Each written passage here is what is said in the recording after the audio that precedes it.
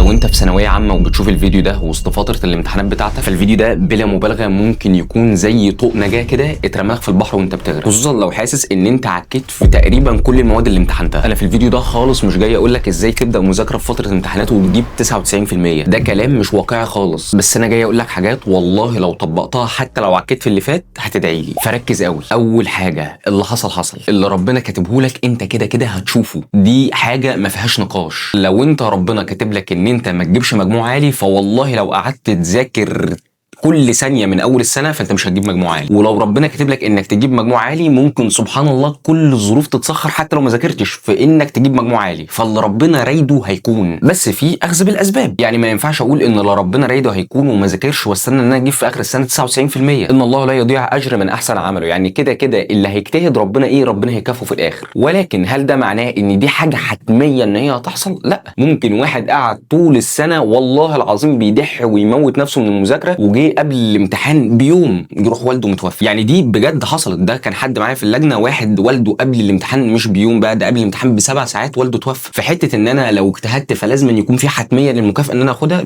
دي ما فيش حاجه اسمها كده، دي حاجه مش واقعيه. ممكن ربنا يبتليك، فما تفضلش قاعد، وخصوصا ان انت دلوقتي وسط المعمعه بتاعه الامتحانات قاعد عمال تندب على الوقت اللي انت ضيعته، وعمال تندب على اللي حصل، وان يا ريتني ان انا كنت عملت كذا، ويا ريتني كنت ذاكرت من اول السنه. كل الكلام ده مش هيفيد. اللي حصل واللي ربنا كاتبه لك هيكون. يعني انا عاوزك كده تبقى مطمئن من جواك. وعشان اطمنك، انا جاي لك من المستقبل. انا دلوقتي داخل على 24 سنه واتخرجت من الكليه بتاعتي. والله مستقبلك ورزقك مش متعلق بالكليه اللي انت هتدخلها. يعني مثلا انا لما كنت في ثانويه عامه، انا كان حلم حياتي ان انا اخش كليه اعلام. تقول لي ليه؟ اقول لك مش عارف. بتعرف يا شاب تتكلم قدام الكاميرا، او عندك الحته ان انت تعرف تتكلم وتعبر عن رايك والكلام ده خالص. انا كان عندي كده شغف جوايا ان انا نفسي اخش كليه اعلام، خصوصا جامعه القاهره. كنت معلق ورقه مكتوب مش عارف ايه في دلابي، وكاتب في البايو، ومعلق كل حته في اوضتي ان انا نفسي اخش اعلام. ولكن سبحان الله يشاء ربنا ان انا اخر السنه ما اجيبش المجموع اللي دخلني اعلام. جبت ساعتها 82% او 81%. بالمناسبه انا كنت نظام البوكلت، ويعني خلاص بالنسبه للي شايف الموضوع بنظره خارجيه، او بالنسبه لي انا ساعتها، انا خلاص حلم اعلام ده راح يعني. ولكن بشكل عجيب جدا ابتدي ان انا في مرحله الجامعه اشتغل مش عارف كول سنتر على ايه، والاقي ان الدنيا بتلفني وبتاخدني. ان انا في وقت من الاوقات بدات ان انا اعمل فيديوهات. تقول لي يا شاب انت كان عندك شغف في الفيديوهات؟ والله العظيم ما كان في نيتي خالص ان انا امسك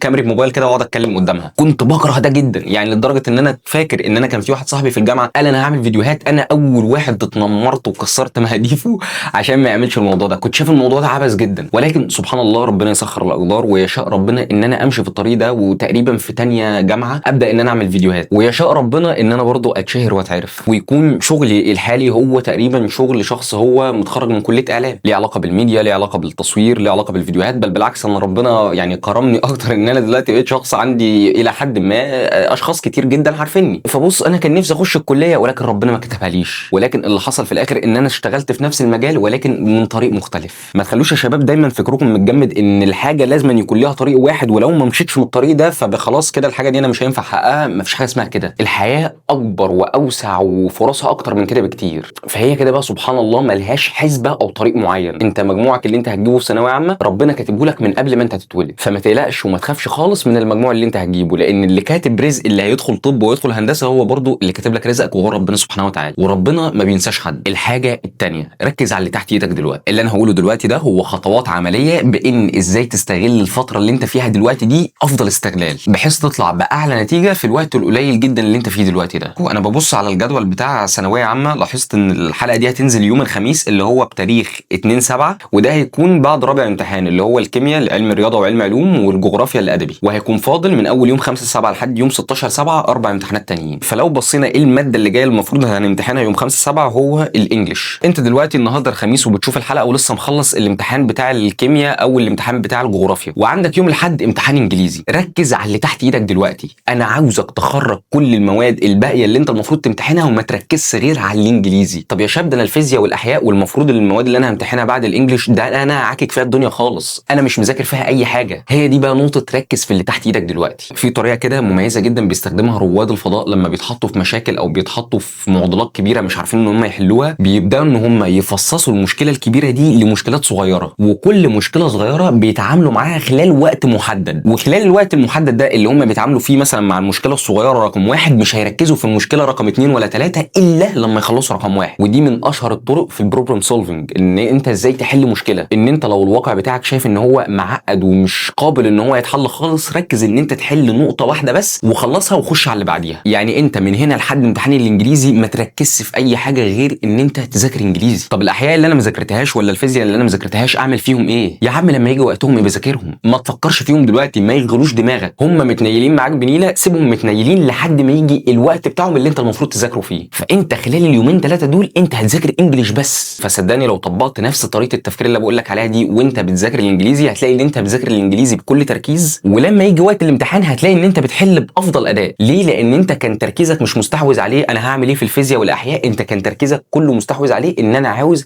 احل بافضل شكل ممكن في الانجليش بس. ولو مشيت بنفس طريقه التفكير دي في المواد اللي بعد كده هتلاقي ان واحده واحده الدنيا بتتحسن معاك. ان انا اركز على اللي تحت ايدي دلوقتي، والدنيا الخربانه قدام واللي ملهاش ملامح دي لما يجي وقتها هحلها. الحاجه الثالثه اقطع المشتتات. يعني انا اسف ان انا اقول لك جمله زي دي، بس خلي عندك دم واقطع المشتتات. مفيش اي وقت دلوقتي يخليك ان انت تمسك التليفون وتقعد تسكرول على السوشيال ميديا. انت خلاص انت قدامك كام يوم وتخلص امتحانات، خلص امتحانات واقعد بقى قلب على التليفون براحتك. يعني انت خلاص فاضل وقت ضيق جدا وقليل جدا، قدر الامكان حاول امنع المشتتات. قدر الامكان ما ينفعش التليفون يبقى جنبك وانت بتذاكر. بيعمل ايه تليفونك جنبك؟ ما ينفعش يبقى في فكره ان انا اخواتي داخلين عليا بيهزروا ولا اصحابي بيهزروا معايا خلال الفتره دي وانا بمتحن. ما ينفعش الكلام ده. اخواتك بيعملوا كده ما تذاكرش في البيت وروح لك شوف لك مكان ذاكر بره البيت. اصحابك بيرنوا عليك عشان يهزروا ولا يلعبوا، انا اسف ما تردش، مش وقته ده. انت دلوقتي عاوز تنقذ ما تبقى، لان انت ممكن يكون بنسبه كبيره انت عكيت في اللي فات. فلو عملت اللي انا بقوله لك ده هيخليك تنقذ ما تبقى كويس جدا. مفيش قاعده على التليفون، مفيش حاجه اسمها التليفون جنبي وقاعد بذاكر من عليه. ذاكر من على لابتوب، ذاكر من على تابلت، ذاكر من على اي حاجه الا التليفون اللي عليه السوشيال ميديا بتاعتك. وده مش معناه ان انا بقول لك ذاكر ال 24 ساعه في اليوم، يعني خد بريكات، اعمل اي حاجه في البريكات دي غير ان انت تمسك التليفون، وغير ان انت تنزل تقابل حد يضيع لك وقتك، لان انت حرفيا ما عندكش وقت، انت عاوز تستغل كل ثانيه. الحاجه الرابعه حل اكتر ما تذاكر. والله العظيم انا كان نفسي حد يقول لي الجمله دي وانا كنت بدرس او انا كنت في ثانويه عامه او في اي مرحله من مراحل الدراسه بتاعتي. حل اكتر ما تقعد تذاكر الدروس بالطريقه البرفكت، بس اكيد انت عندك المعرفه حتى لو مش مذاكر بنسبه 100%. في ناس يا جماعه بتعمل ايه؟ في ناس بتقعد، والعبد لله كان بيعمل كده، ان هو يجي خلال الفتره بتاعه الامتحانات اللي هو خلاص فاضل يومين او 3 على الامتحان، اقعد ان انا بقى امسك كل باب وامسك كل درس واقعد ان انا اذاكر كل درس بقى الاقيه بمزاج، واقعد افصصه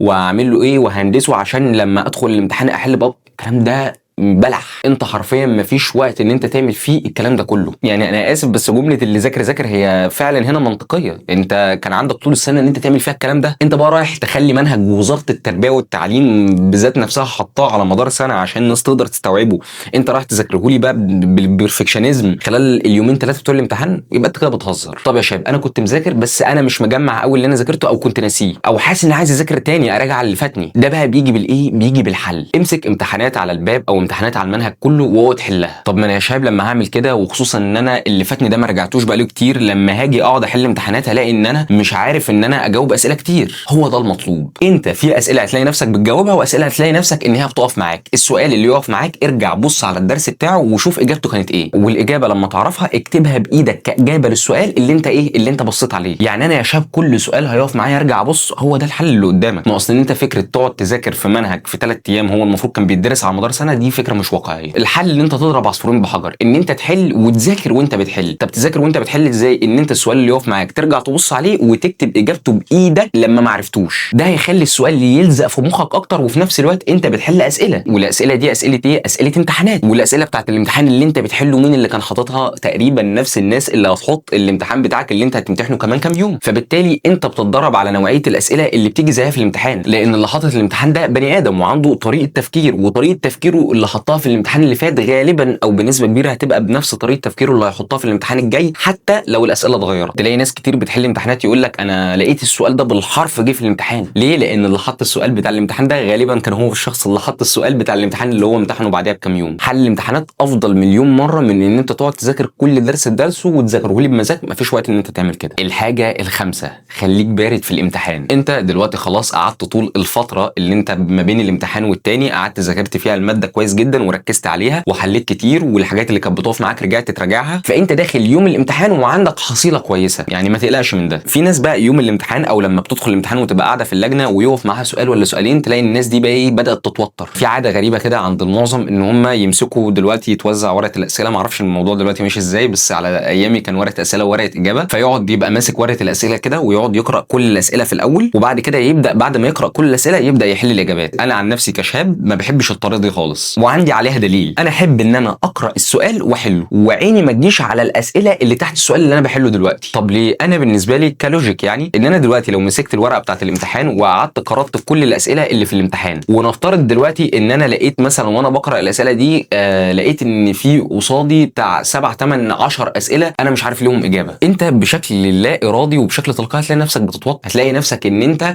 عندك نوع من انواع الاحباط من قبل ما تحل. يعني انت بتحل اول سؤال اللي انت عارفه وانت دماغك في السؤال الرقم 23 اللي عينك جت عليه وما كنتش عارف الاجابه بتاعته، فده هيخليك تحل السؤال رقم 1 اللي انت عارفه من غير تركيز، فنسبه انك تحل فيه غلط او نسبه ان انت ما تفتكرش اجابته اصلا نسبه كبيره جدا. فالحل هنا ان انت تبقى ايه؟ الحل ان انت تبقى بارد، ابص على السؤال بسؤاله، والله السؤال اهو، فابدا ان انا اكتب الاجابه بتاعته. طب سؤال وقف قدامي وانا بحل وعيني ما جاتش على الاسئله اللي تحت ووقف معايا، اعلم عليه واقول هبقى ارجع له واكمل اللي بعديه. بس كده يا شاب؟ لا، خليك بارد. ما انت لسه قايل لي خليك بارد في الامتحان، اخليني بارد في ايه تاني؟ خليك بارد بعد الامتحان، ما تراجعوش بعد الامتحان. دي بصوا يا جماعه، انا بشوف والله المراجعه بعد الامتحان دي نوع من انواع الندب على اللبن المسكوب. يعني عارف كده اللي هم بيبقوا مجموعه من الناس كده عاوزين يجلدوا في ذاتهم، فيتجمعوا عشان كل واحد يقول للتاني انا حليت صح وده حل غلط، فبالتالي يقعدوا يجلدوا في ذاتهم. اللي حليته روح. صاحبك اللي هيجي عاوز يراجع معاك بعد الامتحان وكتبت في دي ايه وعملت في دي ايه، قول له انا ما براجعش، قول له انا مش عايز اراجع، وقول له انا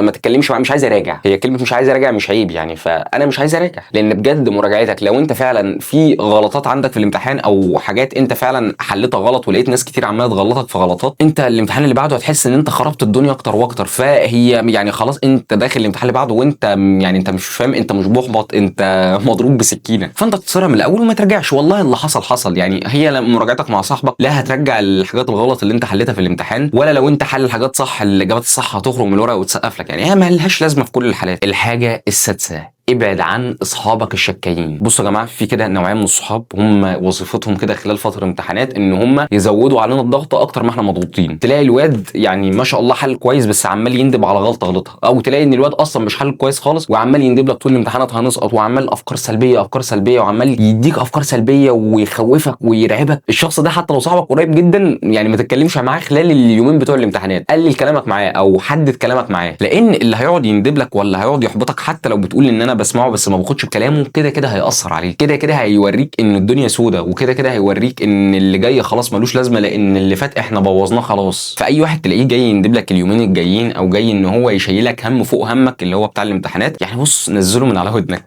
بالطريقه بقى، يعني مش هقول لك اقطع معاه يعني بس نزله من على دماغك. الحاجه السابعه، تقبل نتيجتك وما تخافش. انت لو طبقت كل اللي انا قلت لك عليه اللي فات ده، حتى لو كنت عامل اللي عليك من اول السنه او حتى ما كنتش عامل اللي عليك خالص، تقبل النتيجه بتاعتك وما تخافش. ده قدر ربنا فيك، اللي ربنا كاتبه لك والله ما هتشوف غيره. والله ربنا كاتب لك ان انت تخش الكليه اللي انت نفسك تدخلها هتدخلها، والله ربنا كاتب لك ان انت تدخل كليه تانية عشان الكليه التانية دي هي هتبقى انسب حاجه لحياتك، حتى لو انت مش حاببها هتدخلها. ربنا سبحانه وتعالى ما بيختارلناش الحاجه اللي احنا عاوزينها على قد ربنا سبحانه وتعالى ما بيختار لنا الحاجه اللي احنا محتاجينها. انا كان نفسي وكنت عاوز ان انا اخش اعلام، ولكن ربنا دخلني كليه ثانيه وبشكل ما في الاخر اشتغلت في مجال الاعلام. دي حصلت ازاي؟ دي بقى بتاعت ربنا مش بتاعتك. عايز اجتهاد وسعي بعد ثانويه عامه ده اكيد، ولكن السيناريو هو بتاع ربنا مش بتاعك. طب والله العظيم انا اسف ان انا بحلف كتير، انا كان عندي واحد صاحبي كان علم رياضه وكان جايب مجموع عالي جدا لدرجه ان الولد ده دخل هندسه. الشخص ده واحنا في ثانويه عامه المدرسين كانوا مبسوطين بيه جدا، كان هو